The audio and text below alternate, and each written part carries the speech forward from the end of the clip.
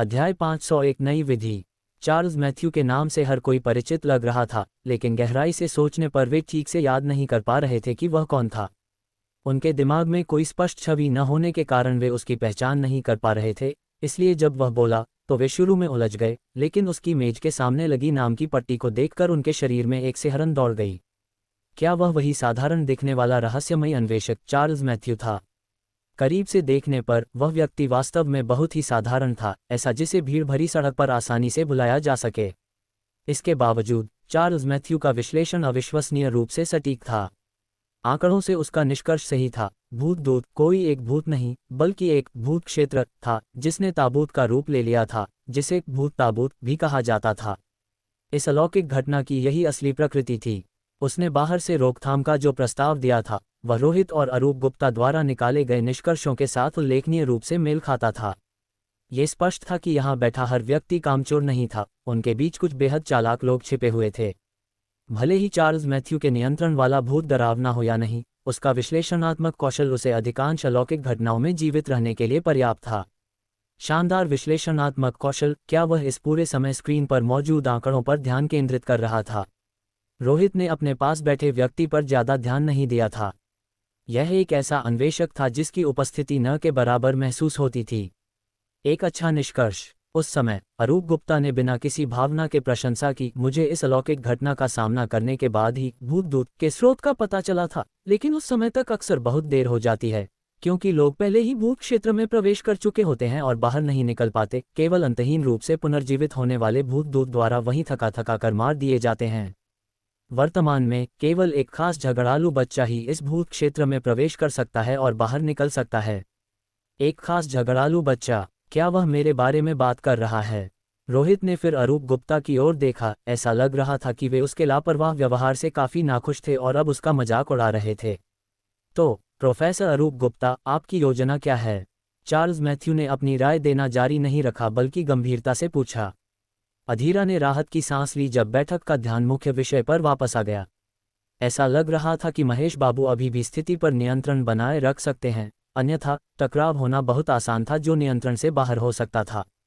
पहले भी रोहित ने रणधीर को कुछ ही मिनटों में मार दिया था। ऐसी घटनाएं बिल्कुल दोबारा नहीं होनी चाहिए थीं। अरूप गुप्ता ने धीरे धीरे बोलना शुरू किया। क्योंकि भूत दूत का स्रोत भूत क्षेत्र है, इसलिए भूत दूत को कैद करने के लिए भूत क्षेत्र को भी रोकना होगा।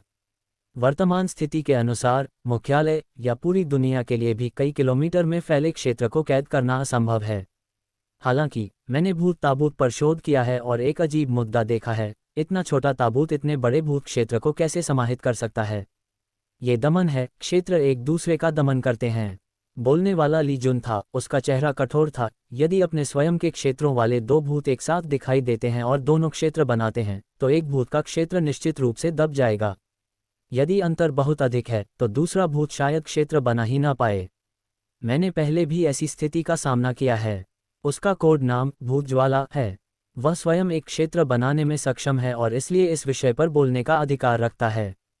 इसलिए ताबूत की कील का उपयोग करने की सफलता दर अधिक नहीं है, क्योंकि कोई भी यह सुनिश्चित नहीं कर सकता कि यह एक क्षेत्र को सुरक्षित कर सकता है, अरूप गुप्ता ने कहा।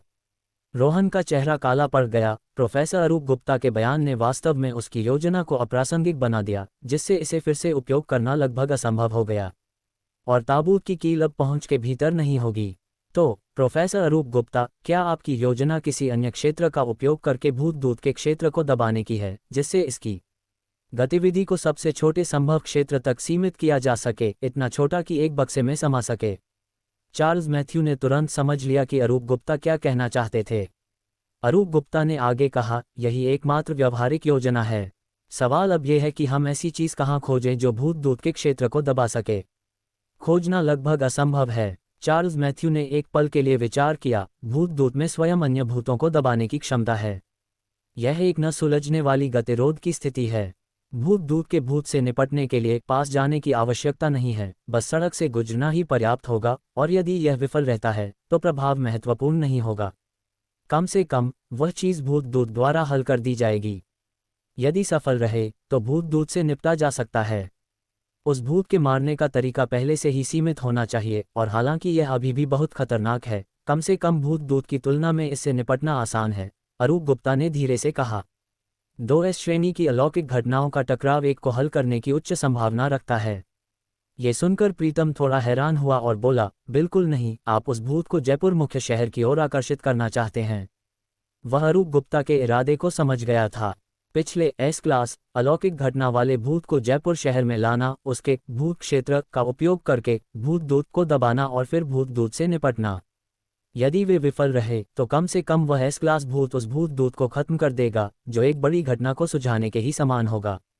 प्रोफेसर अरूप गुप्ता, आपका विचार बहुत पागलपन भरा है। जोखिम लेने के बजाय ताबूत की कील निकालने की कोशिश करना बेहतर है।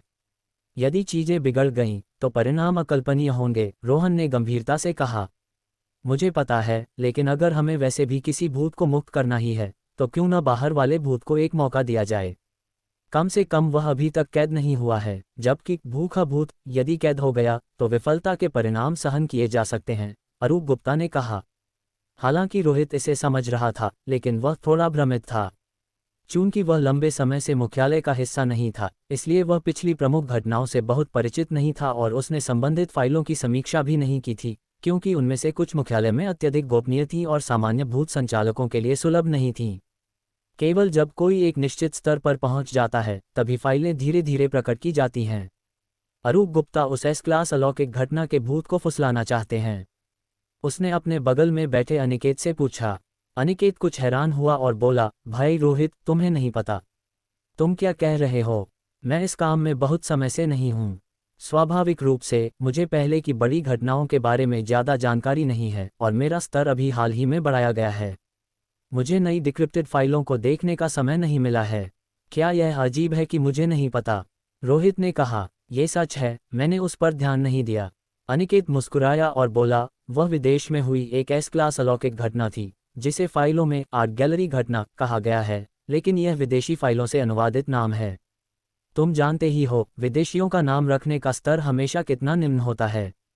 यदि तुम्हें असलियत न पता हो तो तुम्हें लगेगा कि यह किसी आर्ट गैलरी की हत्या का मामला है, जिसका अलौकिक शक्तियों से कोई लेना देना नहीं है।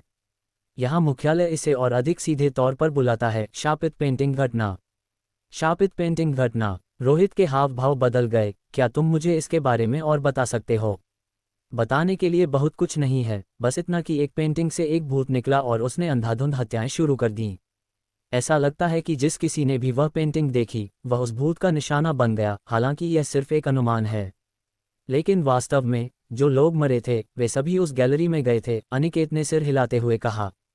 लेकिन समस्या तब शुरू हुई जब हमें एहसास हुआ कि बहुत सारे विदेशी उस आर्ट गैलरी में गए थे।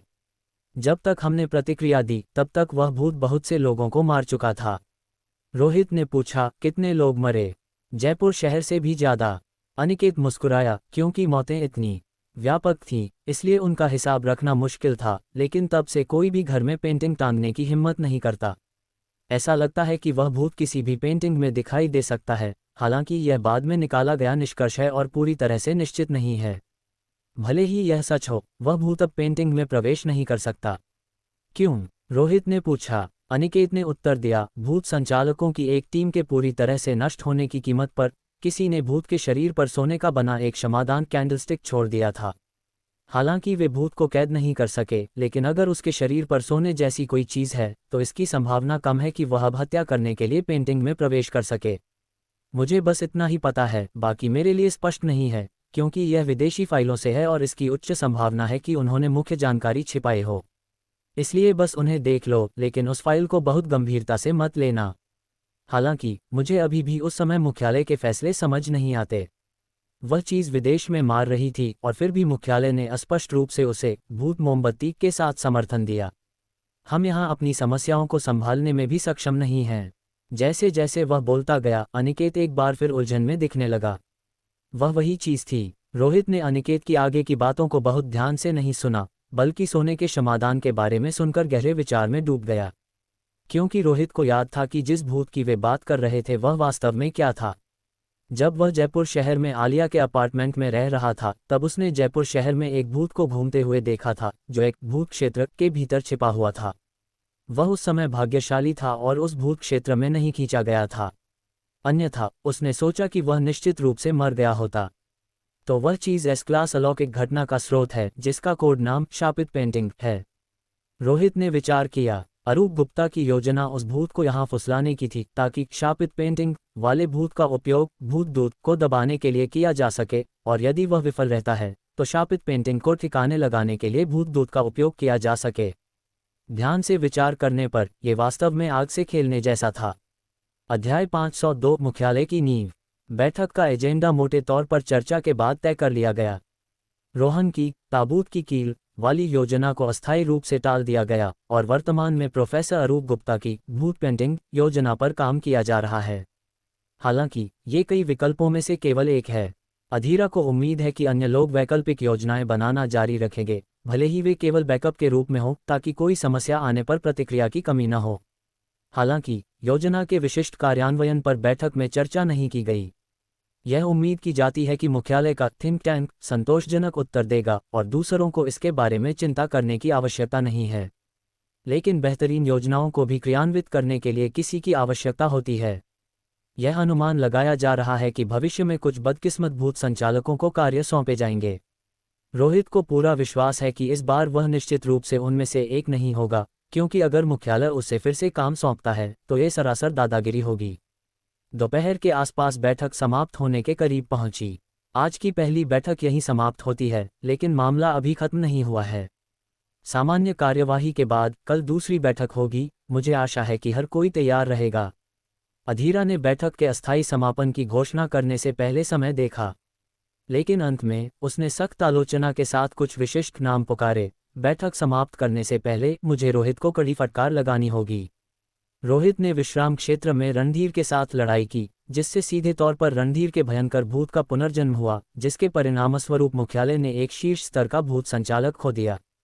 यह एक अक्षम्य गंभीर गलती है। यदि सामान्य परिस्थितियां होती तो उसे निश्चित रूप से गंभीर सजा का सामना करना पड़ता।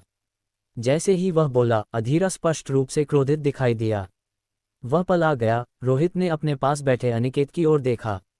जैसा कि उसने कहा था, वास्तव में उसे आलोचना के लिए चुना जा रहा था, लेकिन ये केवल एक औपचारिकता थी। जो चतुर थे वे जानते थे कि मुख्यालय वास्तव में रोहित का कुछ नहीं बिगाड़ सकता। ये केवल मुख्यालय की साख बचाने और दूसरों को ये बताने के लिए अधीरा का व्यक्तिगत प्रदर्शन था कि वे अभी भी रोहित को दबा सकते हैं और किसी को भी जल्दबाजी में काम नहीं करना चाहिए। क्या ये रोहित वास्तव में केवल गर्म दिमाग का है? निश्चित रूप से उसे इस बात का एहसास होगा, किसी ने मन ही मन सोचा। अगर रोहित अभी उत्तेजित हो जाता और अधीरा को मारने का फैसला कर लेता तो वह दिलचस्प होता। स्पष्ट रूप से वे निराश थे। रोहित स्थिर बैठा रहा, बिना उस आक्रामक रवैये के जो उसने पहले रोहन और अन्य लोगों के साथ दिखाया था, जैसे कि उसने अधीरा के आरोपों और आलोचनाओं को सुना ही न हो। कुछ देर आलोचना करने के बाद अधीरा ने आगे कहा, हालांकि रोहित के कार्यों के परिणाम अत्यंत गंभीर थे और उनका बहुत नकारात्मक प्रभाव पड़ा, लेकिन उसने रणधीर को मुख्यालय में एक महिला स्विचबोर्ड ऑपरेटर को परेशान करने से भी रोका। उसके कार्य न्यायसंगत थे और मुख्यालय के भीतर शांति बनाए रखने वाले थे। इसलिए इस बार रोहित की सजा उसके वेतन और स्वर्ण कोटे को आधा करना होगा, साथ ही एक डिमेरिट दोष अंक दिया जाएगा। यह कोई मिसाल नहीं बनेगा। क्या सिर्फ जुर्माना और एक डिमेरिट? ये सजा सुनकर रोहन का चेहरा उतर गया। केवल औपचारिकता निभाने के लिए भी कम से कम कोई ठोस कदम तो उठाया जाना चाहिए था। जुर्माने का क्या मतलब है? क्या भूत संचालकों के पास पैसे की कमी है? इसके अलावा डिमेरिट का रोहित पर कोई प्रभाव नहीं पड़ता, जो पहले से ही टीम लीडर के लिए नामांकित है और जिसके चुने जाने की उम्मीद है। उसे डिमेरिट मिले या न मिले यह अप्रासंगिक है। अधीरा का सजा संभालने का तरीका वैसा ही था जैसे 3 कप दंड मदिरा पिलाना। रणधीर वास्तव में बेकार ही मर गया। कितना अन्यायपूर्ण है। रोहन ने मन ही मनाह भरी। एक होनहार भूत संचालक केवल इसलिए मर गया क्योंकि वह अपने गुस्से पर काबू नहीं रख सका। मुख्यालय में रोहित द्वारा सीधे मार दिया गया और किसी ने गलत होने की शिकायत तक नहीं की। और रणधीर की वास्तव में उतनी गलती नहीं थी। सामान्य परिस्थितियों में अधिक से अधिक उसे मौखिक चेतावनी दी जाती, जिसके कोई गंभीर परिणाम नहीं होते। वह जानता था कि मुख्यालय भी नहीं चाहता था कि रणधीर मरे, लेकिन जब तक वे हस्तक्षेप कर पाते तब तक बहुत देर हो चुकी थी। रोहित क्रूर और निर्णायक दोनों था और उसने उस आदमी को पहले ही मार दिया था। व्यक्ति के मर जाने के बाद मुख्यालय किसी अन्य शीर्ष स्तर के भूत संचालक पर भारी सजा नहीं थोप सकता था, है न? इसके अलावा चूंकि दूसरे व्यक्ति ने न्याय के पक्ष में काम किया था, अगर मुख्यालय इसके लिए रोहित को कड़ी सजा देता तो वे एक शीर्ष स्तर के भूत संचालक को खुद से दूर कर सकते थे और परोक्ष रूप से सभी को ये संदेश भी देते कि गलती करना जायज है और मदद करना गलत है। एक बार वह मिसाल कायम हो जाने के बाद इसके परिणाम बहुत दूरगामी होते। अधीरा इतना मूर्ख नहीं हो सकता था, इसीलिए उसे इसे इसी तरह संभालना पड़ा। क्या रोहित वास्तव में सिर्फ एक गर्म दिमाग वाला लड़का है? इस बिंदु पर खुद को मजबूर महसूस करते हुए रोहन को संदेह होने लगा कि क्या रोहित ने पहले ही इन सब बातों का हिसाब लगा लिया था। अगर यह सच था तो वह लड़का वाकई डरावना था। ठीक है, बैठक स्थगित की जाती है और रोहित तुम एक पल के लिए रुक जाओ, बैठक समाप्त होने के बाद अधीरा ने कहा। रोहित के हाव भाव थोड़े बदल गए, वह शायद अकेले में मिलने के अधीरा के उद्देश्य को समझ गया था। भाई रोहित, मुख्यालय अकेले में तुमसे क्या चर्चा करना चाहता है? वे तुम्हें अपने पक्ष में करने की कोशिश तो नहीं कर रहे? अनिकेत ने पास में उत्सुकता से पूछा।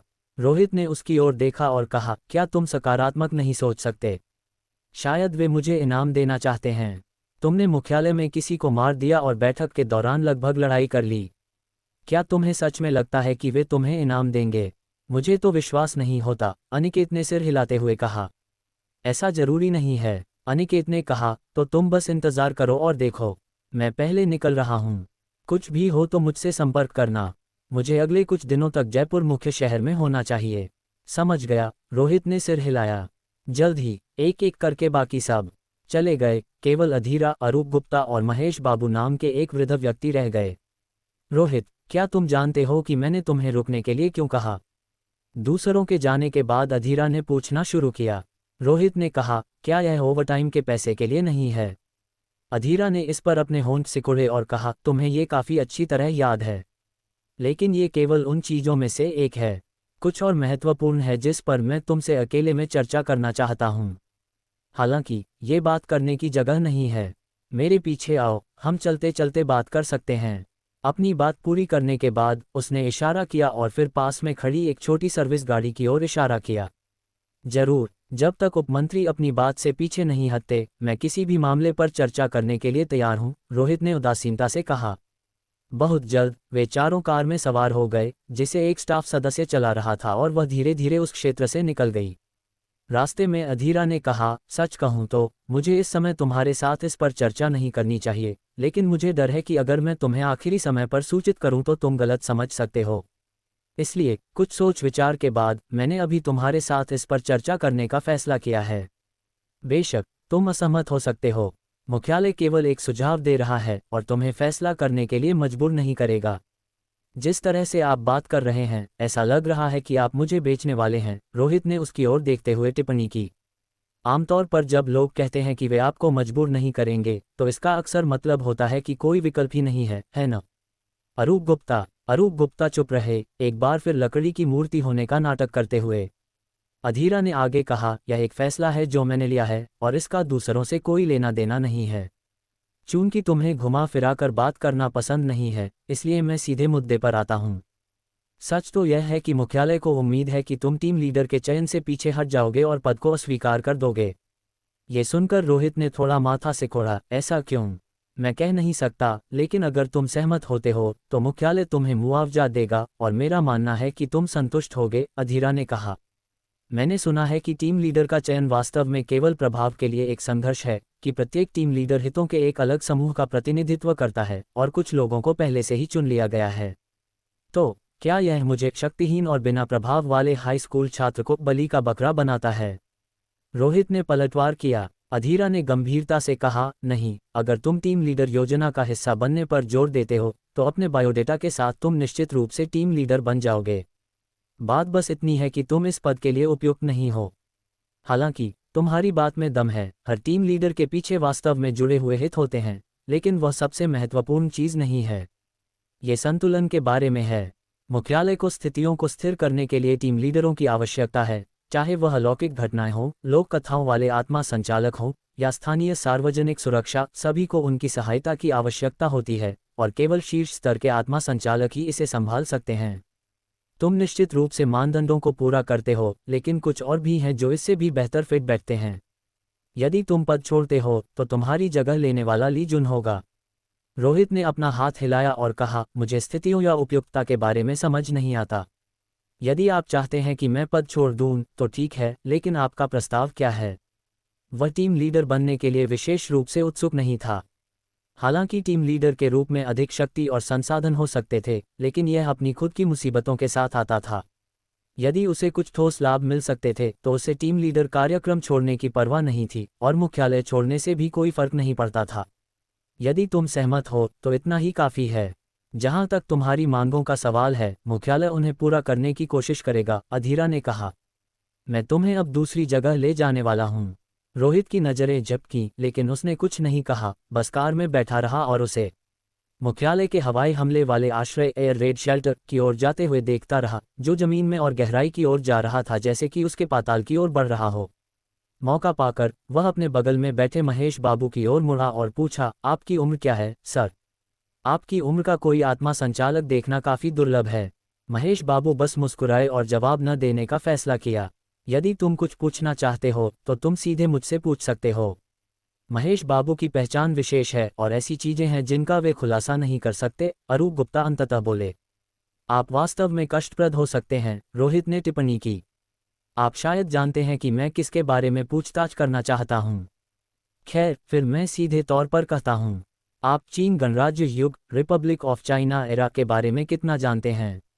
उसे विश्वास नहीं था कि अरूप गुप्ता की स्थिति और जानकारी तक पहुंच के साथ वह अतीत के कुछ विवरणों को नहीं छू सकते थे। जैसा कि अपेक्षित था, अरूप गुप्ता बिल्कुल भी हैरान नहीं हुए, बल्कि शांत रहे। ऐसा लगता है कि तुमने भी ध्यान दिया है, जो मुझे थोड़ा आश्चर्यचकित करता है। तो तुम महेश बाबू से पूछना चाहते हो क्योंकि वे उसी युग से हैं। क्या आपने इस विषय पर कोई शोध किया है? रोहित ने पूछा। ये सिर्फ एक और शोध विषय है, लेकिन मैं इस परियोजना पर काम नहीं कर रहा हूँ, क्योंकि पुरातत्व मेरा मजबूत पक्ष नहीं है, अरूप गुप्ता ने कहा। हालांकि मुझे शोध से थोड़ा बहुत पता है, लेकिन गोपनीयता के कारण कुछ ऐसी चीजें हैं जिन्हें मैं तुम्हें नहीं बता सकता। मेरे स्तर पर मुझे पूरी तरह से अंधेरे में नहीं रहना चाहिए, है न? रोहित ने कहा। अरूप गुप्ता एक पल के लिए चुप रहे, फिर बोलना जारी रखा, चलो उस भूत ताबूत से शुरू करते हैं जिसका मैं हाल ही में अध्ययन कर रहा हूँ। इसके अलौकिक गुणों को अलग रख दें तो इसकी कारीगरी, आकार और तकनीक के आधार पर यह आधुनिक समय का नहीं है। इसे स्वतंत्रता पूर्व युग की ताबूत शैली के अनुरूप होना चाहिए। मैंने कुछ अजीब कलाकृतियों की शैलियों का अध्ययन किया है और बिना किसी संदेह के सब कुछ उसी युग की ओर इशारा करता है, स्वतंत्रता पूर्व युग, जिसका तुमने अभी जिक्र किया। तुम्हें इस तस्वीर से परिचित होना चाहिए। अचानक उन्होंने अपना फ़ोन निकाला, एक तस्वीर निकाली और रोहित को थमा दी। फोटो बहुत जानी पहचानी थी, जिसे कांच की खिड़की से लिया गया था। चित्र में पारंपरिक लंबा ट्यूनिक पहने एक बूढ़ा व्यक्ति था। उसका शरीर लिवर मोटिस, मृत्यु के बाद पड़ने वाले नीले निशान से ढका हुआ था। उसकी आंखें बेजान थीं, उसका चेहरा सुन्न था, जिससे चारों ओर एक असामान्य सिहरन पैदा हो रही थी।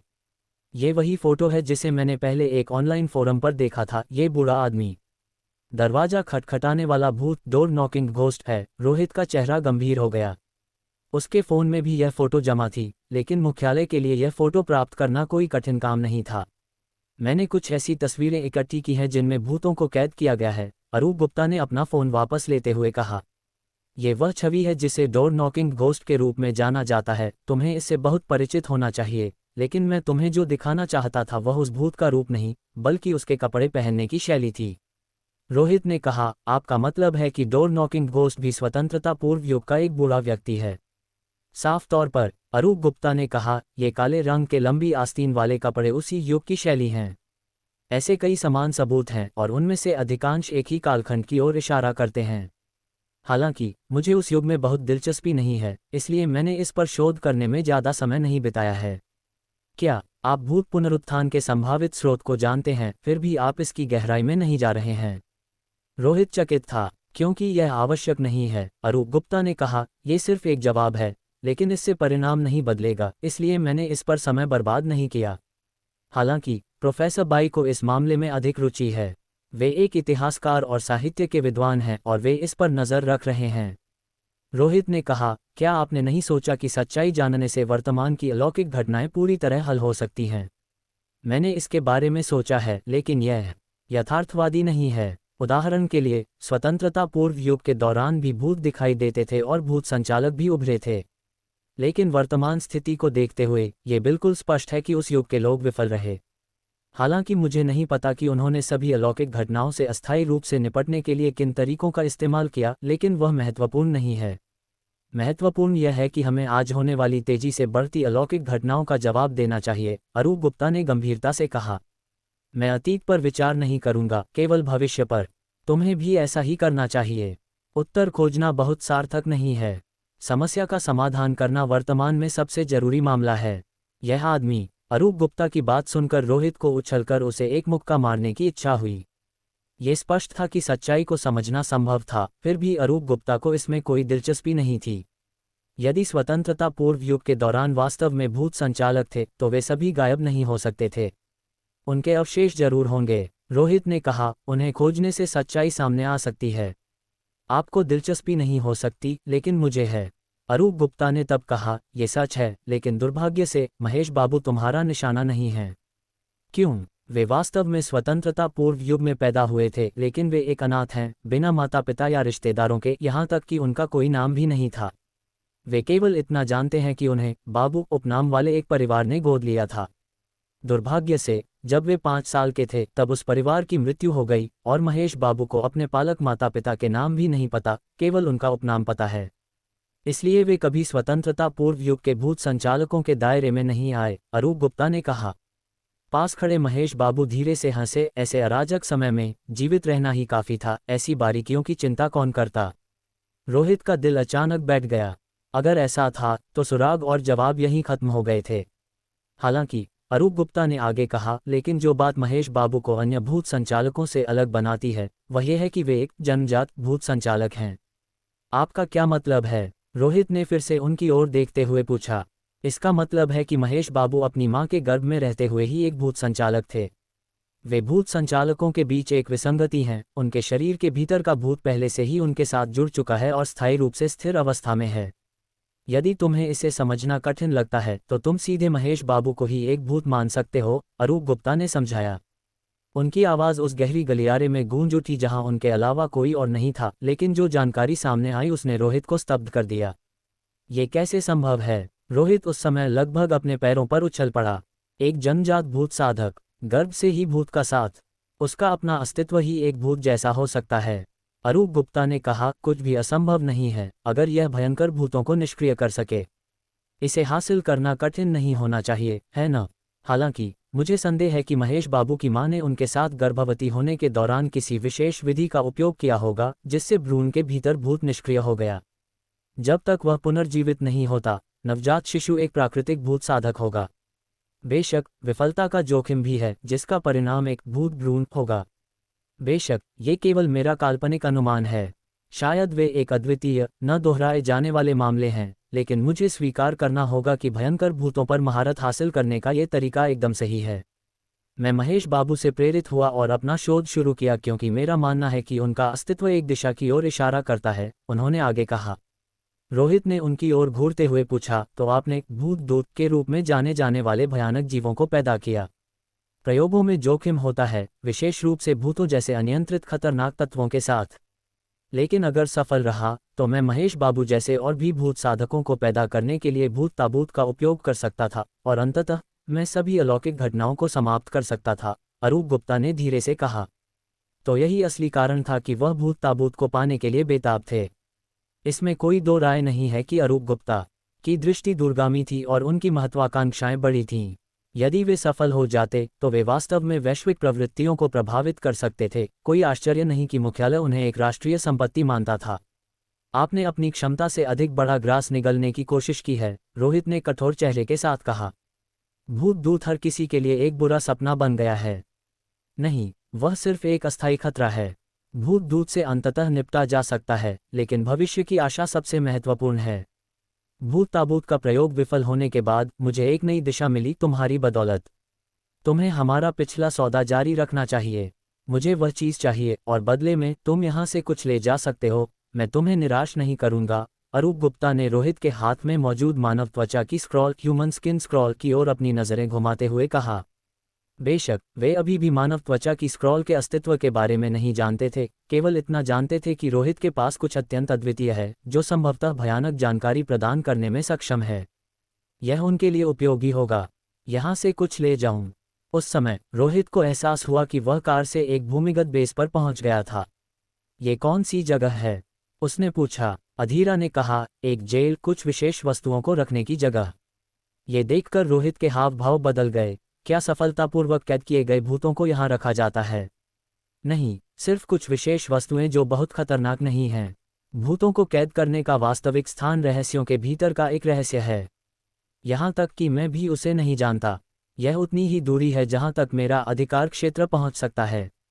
जैसा कि वादा किया गया था, क्योंकि तुमने प्रोफेसर अरूप गुप्ता और भूत साधकों के एक समूह को भूत दूत की घटना से बचाकर महत्वपूर्ण योगदान दिया है, मैं तुम्हें यहाँ से एक वस्तु ले जाने की अनुमति दूंगा। ये वही वादा था जो मैंने तुमसे पहले किया था। लेकिन यदि तुम कप्तान के पद को छोड़ने के लिए तैयार हो तो मैं तुम्हें 2 वस्तुएं ले जाने की अनुमति दूंगा। और यदि तुम प्रोफेसर अरूप गुप्ता के साथ वह व्यापार पूरा करने के लिए सहमत होते हो तो मैं तुम्हें 3 ले जाने दूंगा, अधीरा ने गंभीरता से कहा। इससे कोई भी कल्पना कर सकता था कि रोहित मुख्यालय के लिए कितना मूल्यवान था। रोहित की नज़रें झपकी, तुरंत उसने भूत कैबिनेट, घोस्ट कैबिनेट, मानव त्वचा की स्क्रॉल और ताबूत की कील जैसी वस्तुओं के बारे में सोचा। वास्तव में मुख्यालय भी ऐसी वस्तुओं को इकट्ठा करता था। मैं तुम्हें दिखाने के लिए ले चलता हूँ, अधीरा ने कार से बाहर निकलते हुए कहा। अब रोहित समझ गया था कि महेश बाबू साथ क्यों आए थे। शायद अधीरा को डर था कि रोहित लालची हो सकता है और जगह को तहस नहस कर सकता है।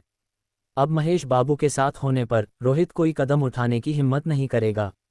हालांकि उसे महेश बाबू की शारीरिक स्थिति का मोटा मोटा अंदाजा था, लेकिन वह भूतों के बारे में, उनके ज्ञान के बारे में कुछ नहीं जानता था। लेकिन रोहित का मानना था कि महेश बाबू ऐसे व्यक्ति नहीं थे जिनका वह वर्तमान में सामना कर सके। मुख्यालय द्वारा एकत्रित की गई पारलौकिक वस्तुएं क्या हो सकती हैं? वह बढ़ी हुई जिज्ञासा के साथ सोच में पड़ गया। अध्याय 503, विचित्र वस्तुएं। अलौकिक वस्तुओं के भंडारण का स्थान मुख्यालय के बहुत नीचे एक भूमिगत आधार को काटकर बनाया गया था।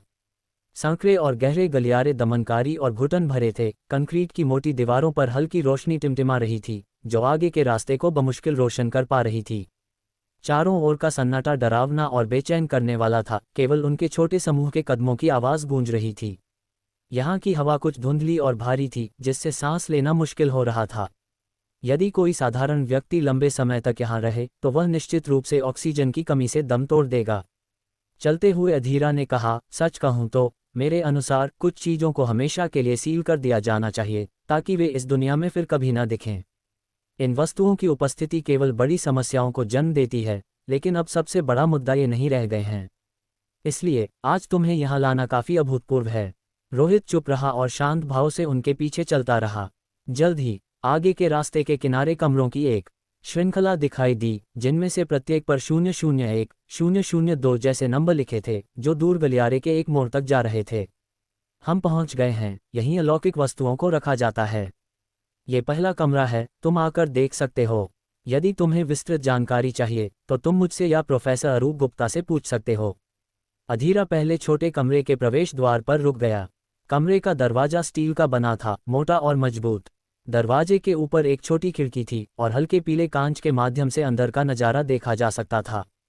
कमरा एक छोटा सिंगल रूम था, जिसका क्षेत्रफल शायद केवल 5 वर्ग मीटर के आसपास था और बीच में एक बहुत ही साधारण मेज रखी थी। क्यों ना आप मुझे एक फाइल दे दें, मैं उसे जल्दी पढ़ सकता हूँ, रोहित ने पास चलते हुए कहा। अधीरा ने उत्तर दिया, फाइलें समस्या पैदा कर सकती हैं, लोग नहीं। यदि फाइलों के बारे में जानने वाला व्यक्ति मुसीबत में पड़ता है तो संभावना है कि वह मर चुका है। ऐसे मामले में इन वस्तुओं को हमेशा के लिए सील कर दिया जाएगा। ओह, ऐसा क्यों? रोहित ने थोड़ा हैरान होकर पूछा।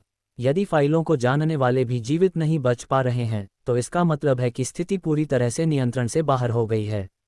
इसलिए इन वस्तुओं को सील करना और किसी भी कीमत पर लीक होने से रोकना जरूरी है, अधीरा ने दृढ़ विश्वास के साथ कहा। उपमंत्री, आपकी सोच काफ़ी अजीब है, रोहित ने मुस्कुराते हुए कहा। फिर वह दरवाजे के पास गया, ठंडे स्टील पर अपना हाथ रखा और हल्के पीले कांच के माध्यम से कमरे के भीतर झांका। अंदर मेज पर एक पुराने जमाने का कैमरा रखा था जो आधुनिक उत्पाद नहीं लग रहा था। यह शायद कई दशक पुराना था क्योंकि इसका पेंट पहले ही उखड़ने लगा था, जिससे वह गंदा और पुराना दिख रहा था, जैसे कचरे के ढेर से निकाला गया कोई कबाड़ हो। यह विश्वास करना कठिन था कि ऐसी चीज़ अभी भी ठीक से काम कर सकती है। ये चीज़ क्या है? रोहित का हाथ धीरे धीरे नीचे आया। उसे एहसास हुआ कि वह इस दरवाजे को अपनी शक्तियों से नहीं भेद सकता। स्पष्ट रूप से दरवाजे का बाहरी हिस्सा स्टील का था, लेकिन इसके अंदर सोने की एक परत होनी चाहिए जो किसी भी अलौकिक शक्ति को रोक रही थी। भूत कैमरा, घोस्ट कैमरा, अधीरा ने धीरे से जवाब दिया। इसका उपयोग क्या है? रोहित ने पूछताछ की। अधीरा ने संक्षेप में बताया, तस्वीरें खींचना। रोहित ने उसे एक अजीब भाव से देखा। मुझे ऐसा क्यों लग रहा है कि आप मेरे साथ मजाक कर रहे हैं? क्या सभी कैमरे तस्वीरें खींचने के लिए नहीं होते? मैं पूछ रहा हूं कि यह कैमरा साधारण कैमरों से अलग कैसे है? यह उपकरण भूतों की तस्वीर खींचने में सक्षम है। यदि यह कैमरा सफलतापूर्वक किसी भूत को कैद कर लेता है तो यह उस भूत को तस्वीर के भीतर ही बंदी बना सकता है, अधीरा ने आगे कहा। घोस्ट कैमरा का पिछला मालिक एक फोटोग्राफर था। वह एक भूत की तस्वीर खींचने में सफल रहा, जिसके बाद वह भूत गायब हो गया और कैमरे ने एक फोटो बाहर निकाली। उस फोटो में जो दिखाया गया था वह बिल्कुल उस भूत का रूप था, इसलिए इसमें भूतों को समाहित करने की क्षमता है। रोहित की नज़र थोड़ी बदली। इतना महत्वपूर्ण उपकरण भूत संचालकों द्वारा अलौकिक घटनाओं को सुझाने के लिए उपयोग नहीं किया जा रहा है, बल्कि यहाँ रखा गया है, तो इसके कुछ भयानक दुष्प्रभाव भी होंगे, है न? तस्वीर खींचते ही भूतों को कैद करने की क्षमता ताबूत की कील से भी अधिक शक्तिशाली लग रही थी। यदि यह वैसा ही था जैसा अधीरा ने वर्णन किया था, तो इस उपकरण का उपयोग भूत दूतों की तस्वीरें खींचने और उन्हें तस्वीरों के भीतर कैद करने के लिए किया जाना चाहिए था। हालांकि मुख्यालय ने ऐसा नहीं किया था, इसलिए स्पष्ट रूप से घोस्ट कैमरा के साथ कोई समस्या थी। हाँ, सही ढंग से उपयोग किए जाने पर घोस्ट कैमरा वास्तव में भूतों को कैद कर सकता है, लेकिन इसकी दो शर्तें हैं। पहली यह कि इसे भूत के पूरे स्वरूप को कैद करना चाहिए, यानी भूत के पूरे शरीर की फोटो खींची जानी चाहिए।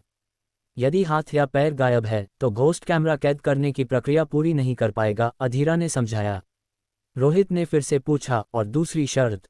शूटिंग प्रक्रिया के दौरान कैमरे से एक फ्लैश निकलेगा और जोखिम यह है कि वह फ्लैश नियंत्रण से बाहर हो जाए।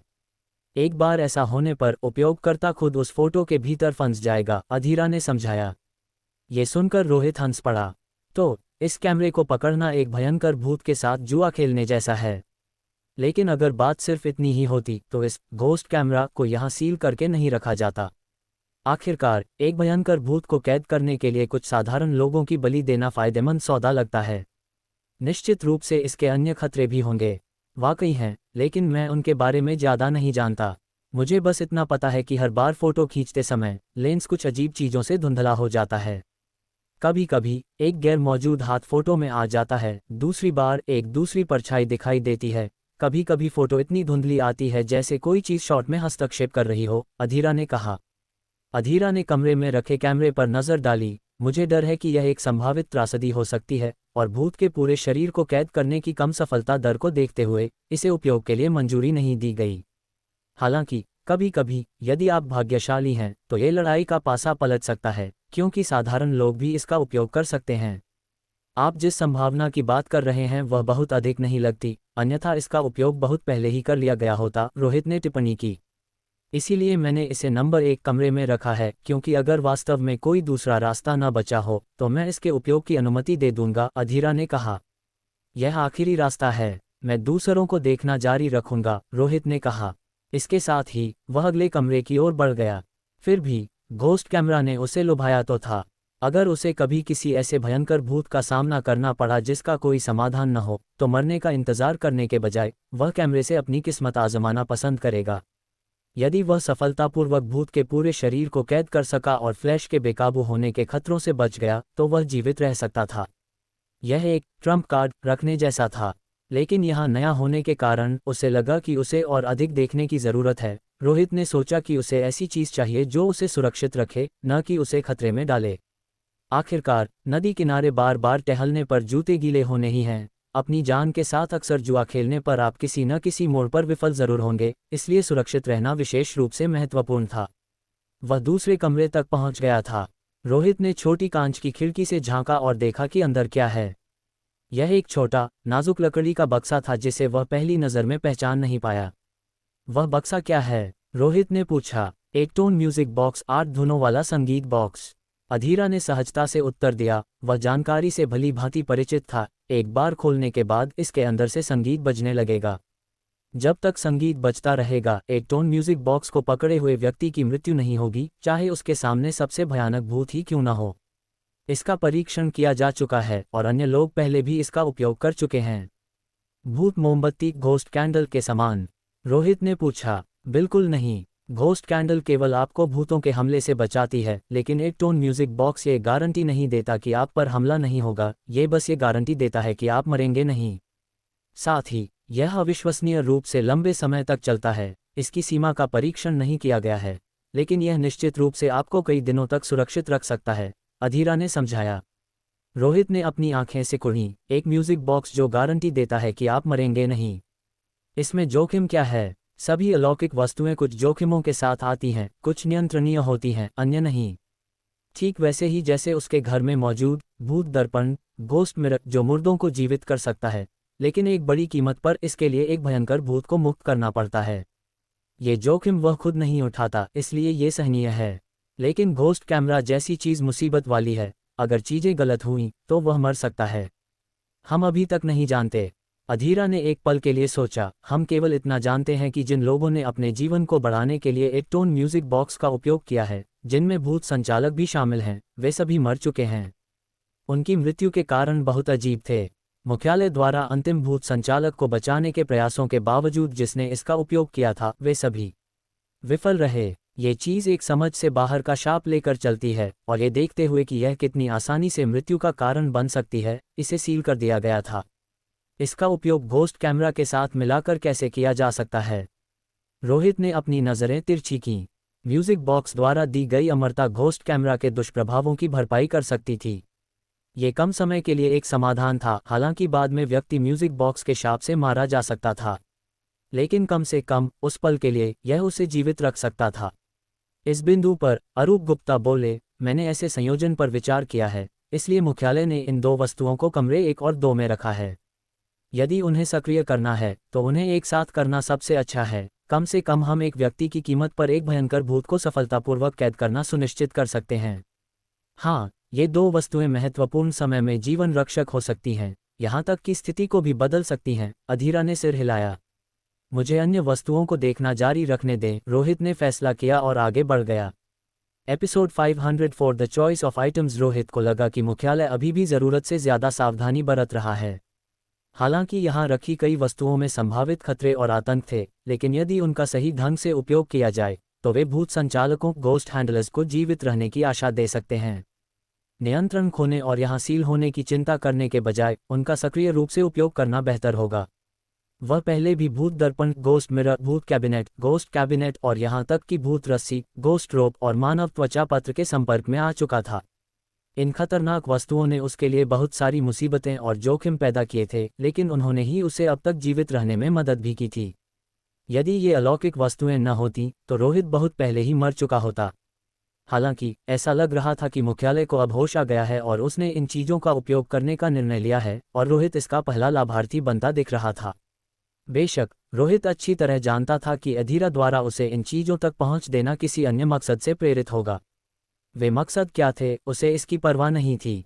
जब तक वह अपनी जान बचाने के लिए कुछ वस्तुएं प्राप्त कर सकता था, केवल वही मायने रखता था। क्या आपको डर नहीं लगता कि किसी दिन कोई आएगा और सब कुछ एक साथ लूट लेगा, अगर आप सारा सामान एक ही जगह रखते हैं? अचानक आगे बढ़ रहे रोहित ने पूछा। अधीरा ने पलटवार किया। तुम्हारी क्षमता के साथ, बिना किसी बाधा के, तुम कम से कम समय में कितने दरवाजे खोल पाओगे और कितनी वस्तुएं ले पाओगे? मुख्यालय के रिस्पांस टाइम के साथ 10 मिनट के भीतर यह जगह पूरी तरह से सील कर दी जाएगी। कोई भी बाहर नहीं निकल पाएगा, यहाँ तक कि भूत क्षेत्र, घोस्ट डोमेन तक पहुँच रखने वाले भूत संचालक भी नहीं। रोहित की नज़रें झपकीं और वह तुरंत अधीरा की बात समझ गया। मुख्यालय ने जानबूझकर प्रत्येक अलौकिक वस्तु को एक अलग कमरे में रखा था। यदि कोई इस जगह पर आक्रमण करता है और अंदर की वस्तुओं को ले जाना चाहता है, तो उसे एक एक करके दरवाजे खोलने होंगे। जब तक घुसपैठिया सफल होता, तब तक मुख्यालय उसे पकड़ चुका होता।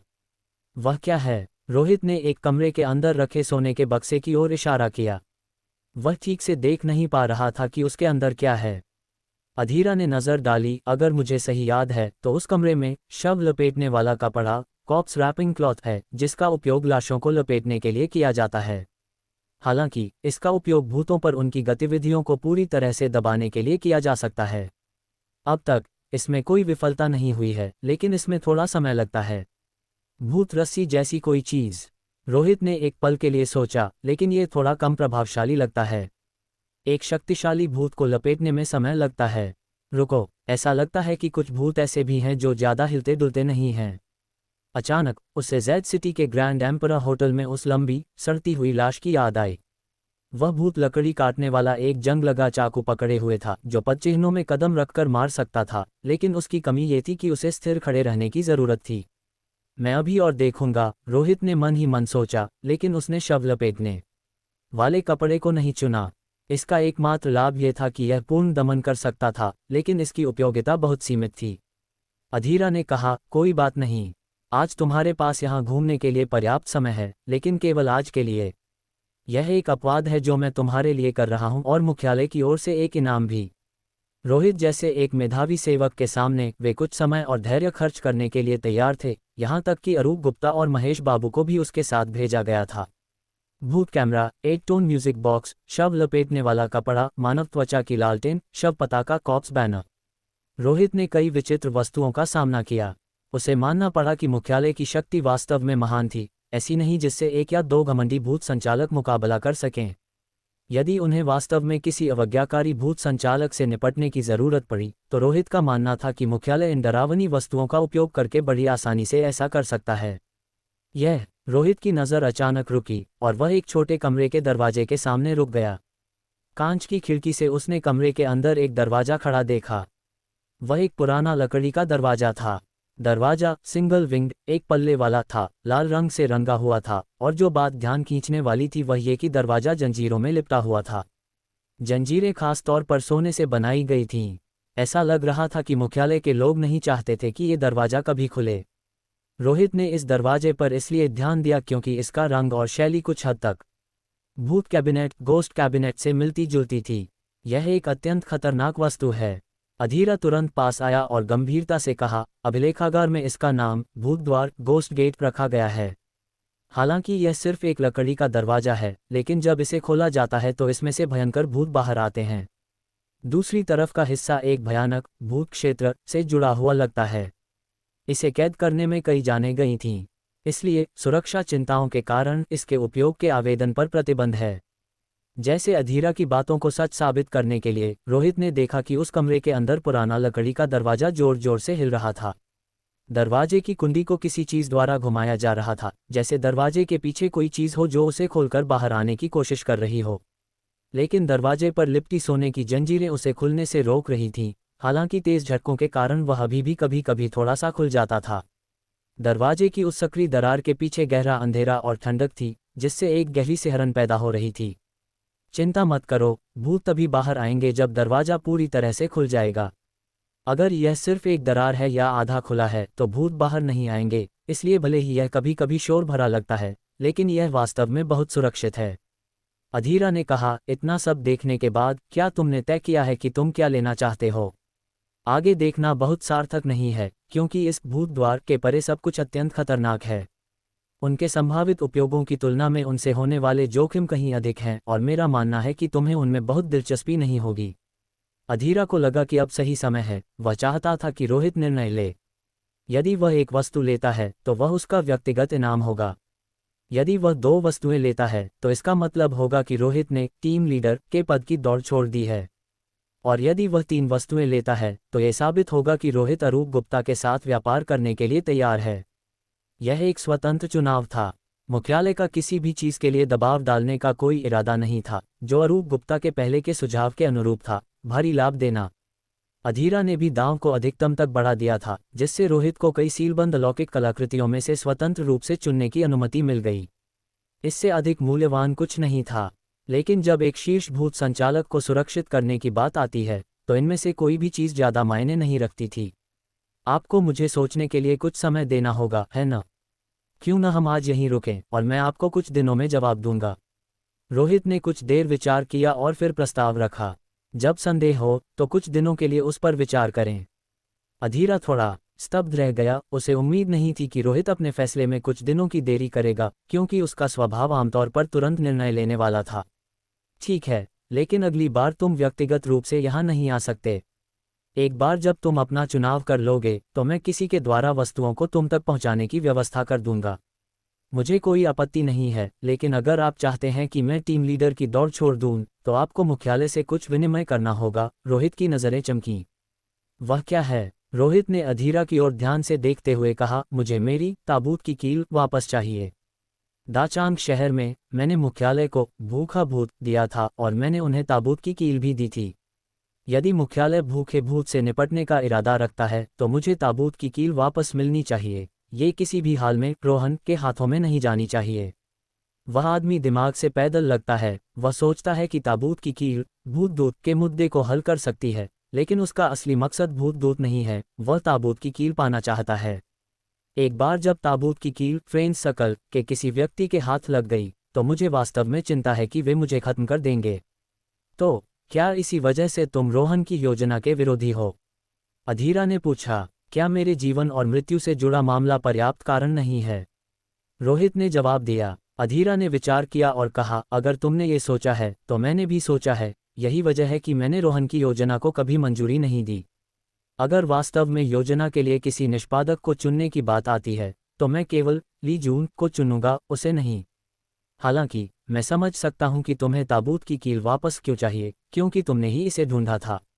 लेकिन तुमने पहले कहा था कि भूखे भूत को परेशान नहीं किया जाना चाहिए और ताबूत की कील वापस लेने में कुछ जोखिम होंगे। रोहित ने उत्तर दिया, जोखिम पर विचार करना आपका काम है, मेरा नहीं। टीम लीडर के पद के लिए लड़ने के लिए मैंने जो जोखिम उठाए हैं वे भी कम नहीं हैं। निश्चित रूप से आप मुझसे सिर्फ एक शब्द पर हार मानने की उम्मीद नहीं कर सकते। बेशक मुख्यालय मना भी कर सकता है, मुझे वास्तव में परवाह नहीं है। तुम्हारी बात में दम है। अधीरा ने सिर हिलाया, रोहित के दृष्टिकोण का विरोध नहीं किया। चलो उसे अभी के लिए एक तरफ रखते हैं क्योंकि इसके लिए कुछ सोच विचार की आवश्यकता है। प्रोफेसर अरूप गुप्ता के साथ व्यापार के बारे में क्या? तुम उस पर क्या विचार कर रहे हो? इसके साथ ही उसने अचानक बातचीत को अंतिम विषय पर मोड़ दिया, मानव त्वचा का कागज। रोहित का भाव कुछ गंभीर हो गया। उसके हाथों में ये चीज भी एक संभावित खतरा थी। हालांकि महत्वपूर्ण क्षणों में मानव त्वचा का कागज जान बचा सकता था और उसके पास भूत कैबिनेट भी था। यदि ये दो वस्तुएं एक दूसरे की पूरक बन सकें तो यह उसके जीवित रहने में बहुत मदद करेगा। मैं मना करता हूं। रोहित ने कुछ देर सोचा और फैसला किया कि अभी उस वस्तु को छोड़ने का समय नहीं आया है। क्या ऐसा है? ये बड़े दुख की बात है, अधीरा ने अफसोस जताते हुए कहा। जैसा कि अपेक्षित था, रोहित के साथ बातचीत करना आसान नहीं था। हालांकि अरूप गुप्ता ने शायद इस परिणाम का अनुमान लगा लिया था और एक उंगली उठाते हुए कहा, एक भूत मोमबत्ती, मुझे इसके साथ आधे घंटे तक संपर्क करने दें। मुझे इसे अपने पास रखने की ज़रूरत नहीं है, लेकिन मुझे ये समझने की ज़रूरत है कि यह वास्तव में क्या है। रोहित ने उन्हें करीब से देखा। यह अरूप गुप्ता क्या साजिश रच रहा था? इतने बुद्धिमान व्यक्ति के साथ व्यवहार करने का मतलब हमेशा इस बात से सावधान रहना था कि कहीं वह आपको मात न दे दे। लाल वाली। रोहित एक पल के लिए हिचकिचाया, लेकिन फिर भी महसूस किया कि व्यापार आगे बढ़ सकता है। चूंकि उसने इसे व्यापार में न देने का फैसला पहले ही कर लिया था, इसलिए रहस्य को इतनी सख्ती से सुरक्षित रखने की कोई आवश्यकता नहीं थी। इसके अलावा ये रहस्य अरूप गुप्ता के लिए इतना गुप्त नहीं था। इसे देखते हुए उनकी जिज्ञासा को शांत करना और इस प्रक्रिया में कुछ लाभ प्राप्त करना बेहतर होगा। बिल्कुल, अरूप गुप्ता ने उत्तर दिया। ठीक है, आधा घंटा। रोहित ने सहमति में सिर हिलाया। अध्याय 505 स्पर्श। एक भूत मोमबत्ती के बदले आधे घंटे के लिए वस्तु उधार देना रोहित के लिए स्पष्ट रूप से एक लाभदायक सौदा था। वह अरूप गुप्ता की मानव त्वचा पत्र पर शोध करने की तीव्र इच्छा को महसूस कर सकता था। यदि वह किसी कंजूस की तरह इस वस्तु को छिपाए रखता और जानकारी का एक अंश भी साझा नहीं करता, तो संभव था कि जब अरूप का शोध किसी गतिरोध पर रुकता तो उनका ध्यान स्वयं रोहित की ओर मुड़ जाता। सच तो ये था कि रोहित को इस कागज को हमेशा के लिए अपने पास रखने की आवश्यकता नहीं थी। वह सही कीमत मिलने पर इसका सौदा करने को तैयार था, लेकिन अभी नहीं। उसे अभी भी उस जानकारी की आवश्यकता थी जो ये कागज प्रदान करता था, क्योंकि यह कुछ अज्ञात भयों को समझने की उसकी कुंजी थी। इससे उसके जीवित रहने की संभावना बढ़ सकती थी। रोहित के वर्तमान स्तर पर जिन अलौकिक घटनाओं का वह सामना कर रहा था वे अब मामूली मामले नहीं थे। प्रत्येक घटना लगभग असाध्य थी और एक भी गलत कदम घातक हो सकता था। इस कागज की डरावनी प्रकृति और इसकी पंक्तियों के बीच छिपे भयानक जालों के बावजूद जब जीवन दांव पर लगा हो तो वे चिंताएं गौण हो जाती थीं। आप मेरे पास मौजूद वस्तु का अध्ययन करना चाहते हैं और मैं इसके विरुद्ध नहीं हूं। यहाँ मौजूद सभी अलौकिक वस्तुओं की तरह मेरे पास जो चीज़ है वह भी जोखिम पैदा करती है, लेकिन ये जोखिम इसके द्वारा दी गई जानकारी से आता है, सीधे नुकसान से नहीं। यदि आप कुछ नहीं करते हैं तो आप प्रभावित नहीं होंगे, रोहित ने कहा। बोलने के बाद रोहित ने एक छोटा सा बक्सा निकाला जो वह अपने साथ रखता था। ये बक्सा सोने का बना था जो प्रभावी रूप से अलौकिक प्रभावों को रोक सकता था। उसने मानव त्वचा पत्र के खिलाफ अपनी सतर्कता कभी कम नहीं की थी। हमें पहले महेश बाबू से इसकी जांच करवानी चाहिए। अधीरा इस क्षण आगे बढ़े और अरूप गुप्ता का रास्ता रोक दिया, क्योंकि वह अरूप को सीधे अज्ञात अलौकिक वस्तुओं के संपर्क में आने की अनुमति नहीं देना चाहते थे। आखिरकार अरूप एक साधारण व्यक्ति थे और कोई भी छोटी सी विसंगति संभावित रूप से उनकी मृत्यु का कारण बन सकती थी। ये ठीक है, अरूप गुप्ता बोले, सोने का बक्सा सिर्फ एक सावधानी होनी चाहिए। और रोहित ने अभी कहा कि वस्तु के साथ सीधे संपर्क में कोई नुकसान नहीं है। चूंकि उसने खुद इसे आजमाया है, इसलिए मुझे अतिरिक्त सावधानी बरतने की जरूरत नहीं है। क्या मैं सही हूं, रोहित? कम से कम मेरे हाथों में ये खतरनाक नहीं है, लेकिन मैं ये सुनिश्चित नहीं कर सकता कि यह पूरी तरह से हानिरहित है। ये बहुत खास है, लेकिन आपके पास केवल आधा घंटा है, रोहित ने बक्सा आगे बढ़ाते हुए कहा। बक्सा प्राप्त करने के बाद अरूप गुप्ता ने धीरे से कहा, आप अब समय गिनना शुरू कर सकते हैं। यदि आपके पास समय है तो आप उपमंत्री द्वारा पहले बताए गए टीम लीडर के प्रस्ताव पर फिर से विचार करना चाहेंगे। मैं अपने निर्णय पर अडिग हूं, सोचने की कोई आवश्यकता नहीं है, रोहित ने कहा। अरूप गुप्ता ने बात करना बंद कर दिया और सोने के बक्से पर ध्यान केंद्रित किया। अधीरा की चौकस निगाहों के नीचे बिना किसी हिचकिचाहट के उसे तुरंत खोल दिया। अंदर पीले पड़ चुके पुराने कागजों का एक ढेर था। वे जानबूझकर पुराने किए गए चर्मपत्र की तरह दिखते थे, लेकिन अरूप जानते थे कि वे भेड़ की खाल से नहीं बने थे, क्योंकि भेड़ की खाल इतनी नरम या पतली नहीं होती थी और चमड़े की बनावट मेल नहीं खाती थी। यह इंसानी खाल थी। अरूप गुप्ता ने लगभग तुरंत ही वस्तु की सामग्री की पुष्टि कर दी। वास्तव में यह कोई साधारण वस्तु नहीं थी, यह मानव त्वचा के कागज का एक टुकड़ा था। शायद किसी भूखे भूत की खाल। यहाँ मौजूद मानव त्वचा लालटेन के समान। मानव त्वचा से संबंधित कई अलौकिक वस्तुएं अरूप के दिमाग में तुरंत आईं, जिसमें एक घोस्ट कॉनमैन द्वारा नियंत्रित एक भयंकर भूत भी शामिल था जो मानव त्वचा से जुड़ा था। हालांकि उनके पास केवल आधा घंटा था, वह जरा भी अधीर नहीं थे और अब उन्होंने मानव त्वचा पत्र को बाहर निकाला। मैं इसका उपयोग कैसे करूं? खुद से समझने की कोशिश करने के बजाय उन्होंने सीधे मालिक रोहित से पूछा। आखिरकार रोहित इस वस्तु के अस्तित्व के बारे में सबसे अधिक जानकार था। आप पहले से ही इसका उपयोग कर रहे हैं, रोहित ने कहा। अरूप गुप्ता की आंखें चमकीं, तो यह संपर्क आधारित अलौकिक वस्तु है। आपने पहले खतरनाक जानकारी का उल्लेख किया था।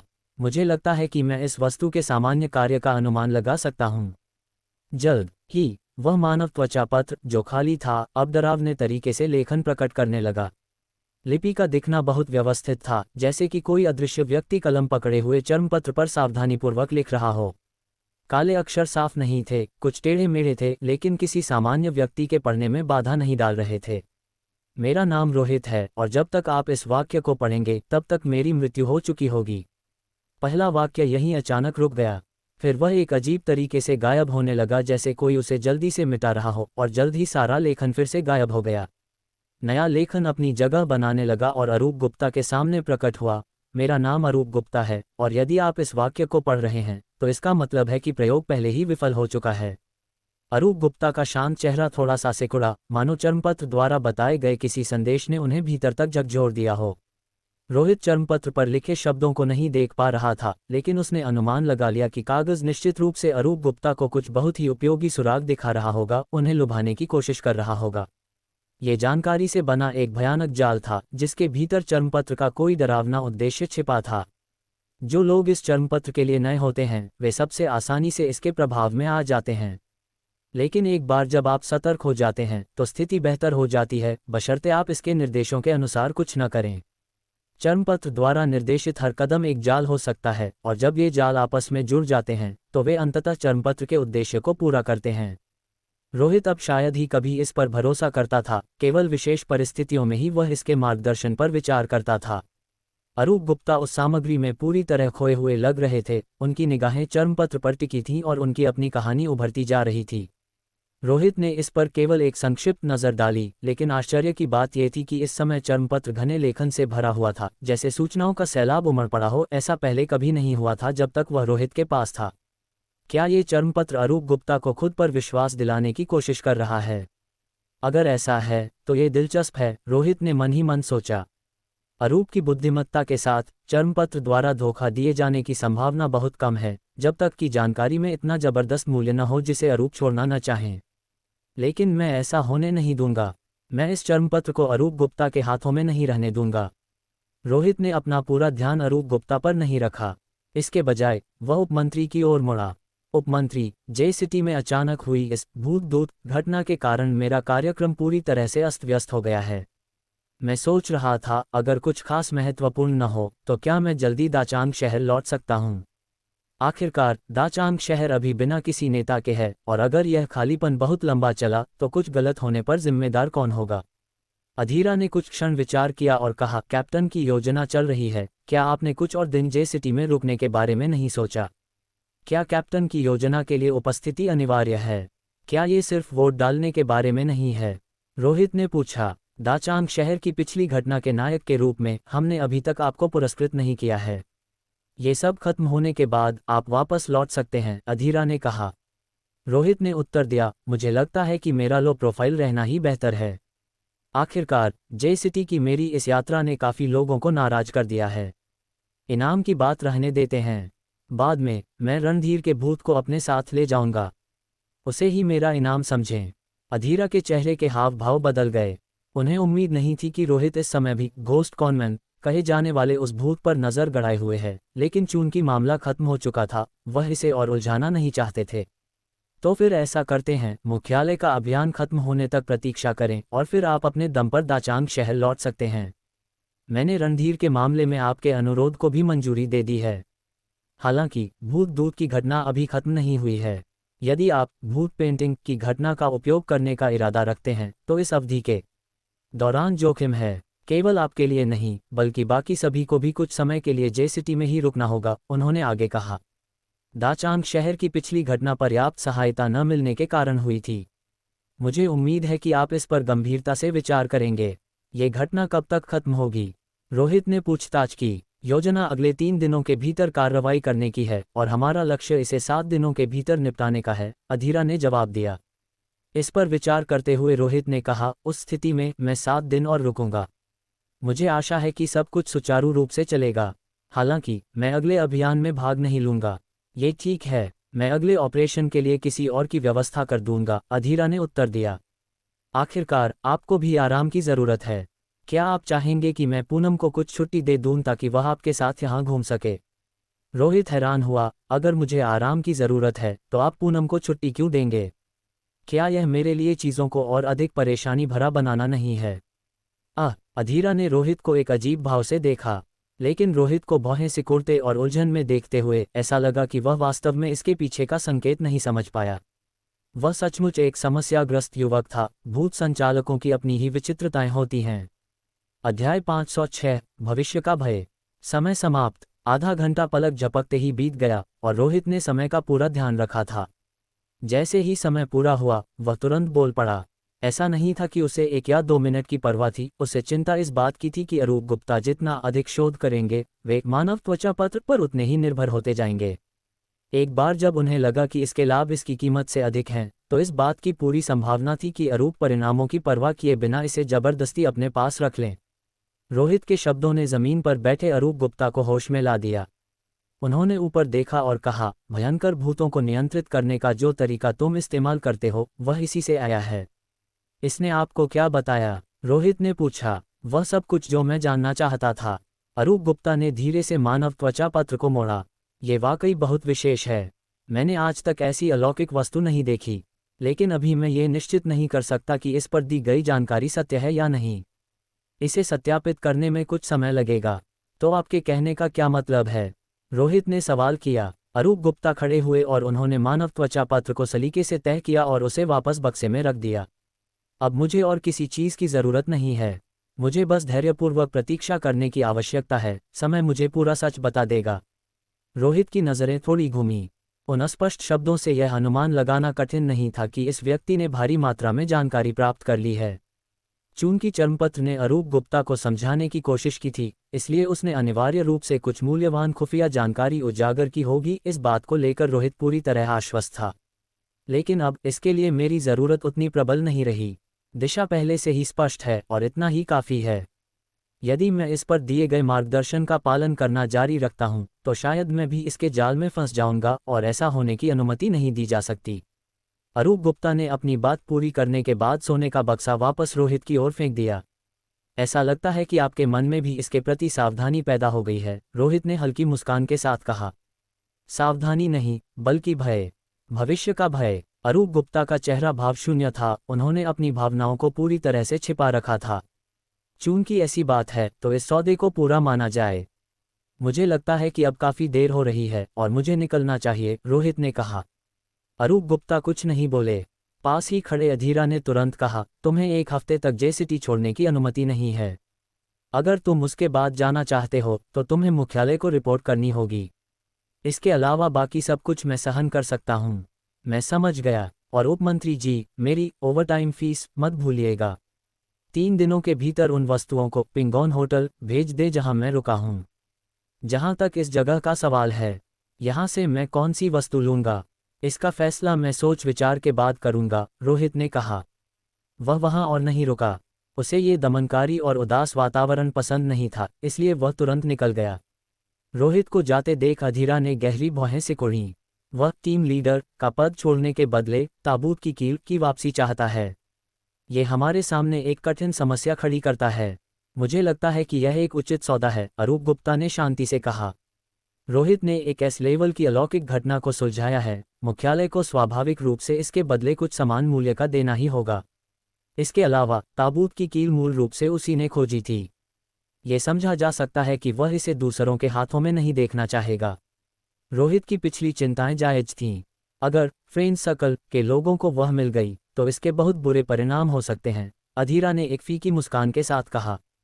वही एकमात्र ऐसा व्यक्ति है जिसने उनका विरोध करने का साहस किया, इसीलिए मुझे लगता है कि रोहित टीम लीडर बनने के लिए बहुत उपयुक्त है। यदि वह ये भूमिका निभाता है तो रणनीतिक संतुलन बना रहेगा। चलो इस विषय को छोड़ते हैं। उस कागज को छूने के बाद तुम्हें कोई समस्या तो नहीं हुई?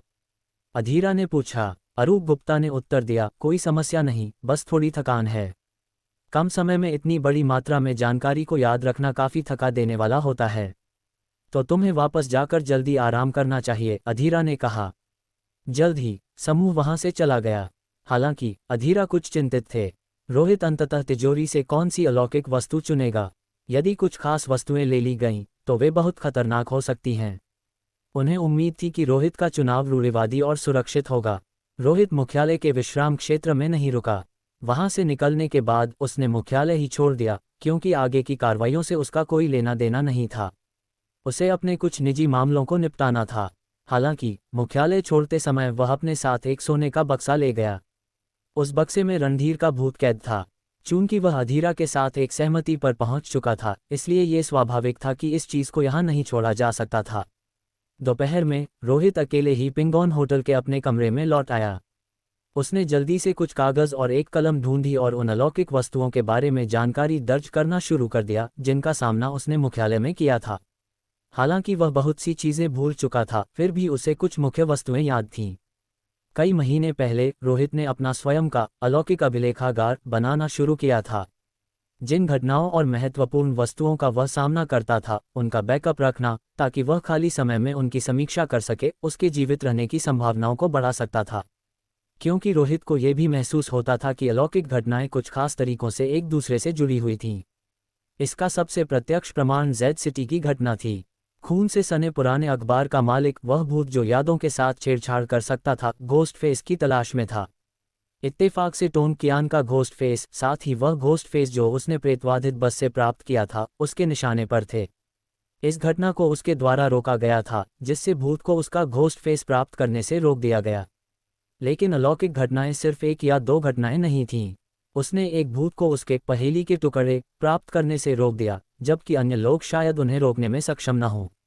अंततः अपने पहेली के टुकड़े खोजने वाले भूतों की संख्या बढ़ेगी और इसका परिणाम अलौकिक घटनाओं का निरंतर बढ़ना होगा। रोहित ने अपने माथे को छुआ। उसकी अपनी भूत आंख भी एक भयंकर भूत की पहेली का हिस्सा थी। क्या वह विशाल काला साया, जिसे ताबूत की कील से पेड़ पर ठोका गया था, एक दिन पहेली के इस टुकड़े की तलाश में आएगा? हालांकि उसने अस्थायी रूप से भयंकर भूत के पुनरुत्थान की समस्या को हल कर लिया था, लेकिन तात्कालिकता की भावना कभी कम नहीं हुई। भूतों से एक कदम आगे रहकर ही वह जीवित रह सकता था। दिन जल्दी खत्म हो गया, लेकिन उस शाम पिंगॉन टावर की सबसे ऊपरी मंजिल पर एक छोटी सी बैठक बुलाई गई। सकल के लोग जानते थे कि पिंगॉन टावर को फ्रेंच सकल के पूंजीपतियों के एक समूह द्वारा वित्त पोषित किया गया था, जहां इसका उद्देश्य मुख्यालय के भूत संचालकों के परिवार के सदस्यों को ठहराना था, वहीं ये सकल के लिए एक नियमित बैठक स्थल के रूप में भी काम करता था। क्या दिन की बैठक में इतना कुछ हो गया? रणधीर को वास्तव में उस रोहित ने मुख्यालय के अंदर ही मार डाला। बैठक की शुरुआत में ही कोई चौंक गया।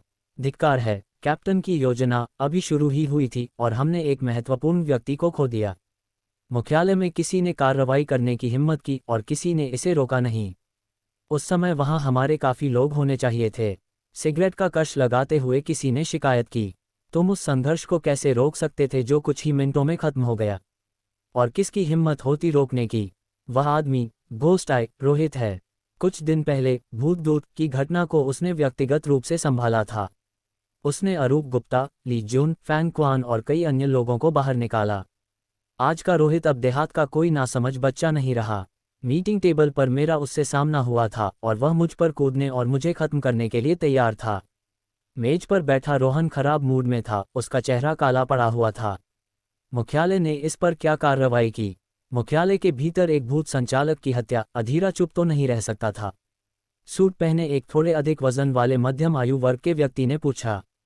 वे उसे केवल मामूली फटकार लगाने के अलावा और क्या कर सकते थे? चूंकि उसने अभी अभी एक उपलब्धि हासिल की थी, इसलिए रोहित को दंडित करना उस व्यक्ति का मनोबल तोड़ने जैसा होता, रोहन ने कहा। रणधीर बेकार में ही मारा गया। मुझे लगता है कि अधीरा हमारे फ्रेंच सकल को दबाने के लिए इस रोहित का उपयोग करना चाहता है।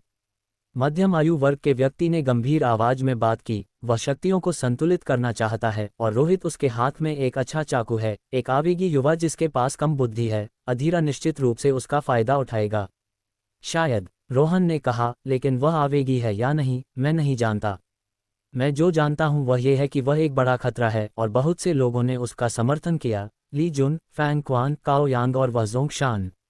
जोंगशान, शेन लियांग का आदमी। कोई चिल्लाया। हाँ, ऐसा लगता है कि वे सभी रोहित के उदय से मौन रूप से सहमत हैं। यह एक संकेत है और यह साबित करता है कि रोहित को कैप्टन की योजना में विचार किए गए शीर्ष उम्मीदवारों में से एक होना चाहिए। बैठक की मेज के पास लंबी और आकर्षक महिला सुनिधि तनावपूर्ण चेहरा बनाए हुए थी। उसे उम्मीद नहीं थी कि ये बड़े लोग विशेष रूप से रोहित पर चर्चा करने के लिए बैठक बुलाएंगे। यह एक खतरनाक संकेत था। चर्चा की गई हर बात ने साबित कर दिया कि रोहित फ्रेंच सकल के लिए एक खतरा बन गया था और उनके हितों में बाधा डाल रहा था।